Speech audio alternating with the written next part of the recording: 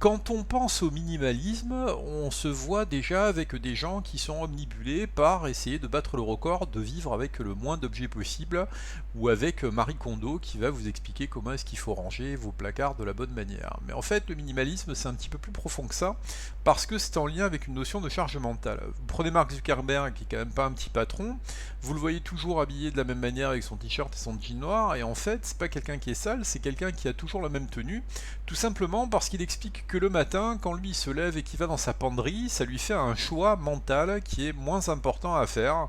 Donc, eh ben déjà, il dit qu'il a moins de ça à penser. Et finalement, on ne peut pas lui donner totalement tort.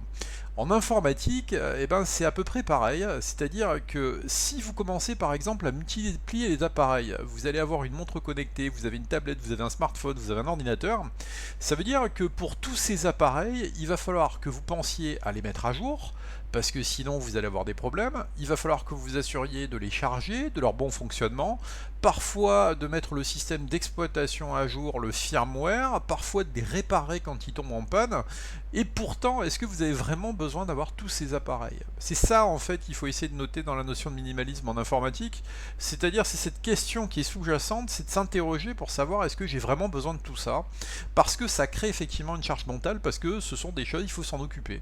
Ça serait un petit peu caricatural, mais c'est un petit peu de dire c'est pareil, vous avez des animaux, et ben vous avez des appareils, c'est un petit peu pareil, vous êtes obligé de vous en occuper, vous pouvez pas les laisser à l'abandon dans un tiroir. Donc, ce minimalisme, c'est aussi pour le matériel, mais c'est valable aussi pour toute la partie logicielle, c'est-à-dire que vous êtes sur 5-6 réseaux sociaux. Est-ce que vous êtes vraiment présent et actif sur ces 5-6 réseaux sociaux? Est-ce que vous avez vraiment besoin de faire partie de ces réseaux sociaux? Ou est-ce que finalement, il y a des réseaux sociaux que vous n'utilisez pas? Et de la même manière, eh ben, vous êtes inscrit sur tout un tas de sites, sur tout un tas de services. Est-ce que vous avez vraiment besoin d'en être?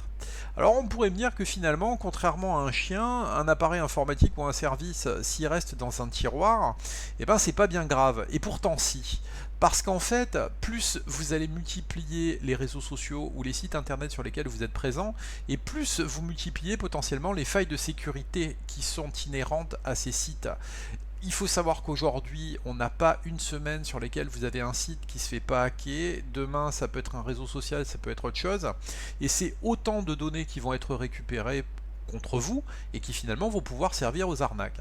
La moralité de l'histoire, c'est que le minimalisme en informatique, c'est avant tout garant de moins de charge mentale parce que vous avez moins de choses à vous occuper, c'est peut-être aussi moins d'argent parce qu'il y a moins d'investissement qui est à faire, et c'est aussi en même temps un gage de sécurité avec moins d'informations qui vont traîner dans la nature.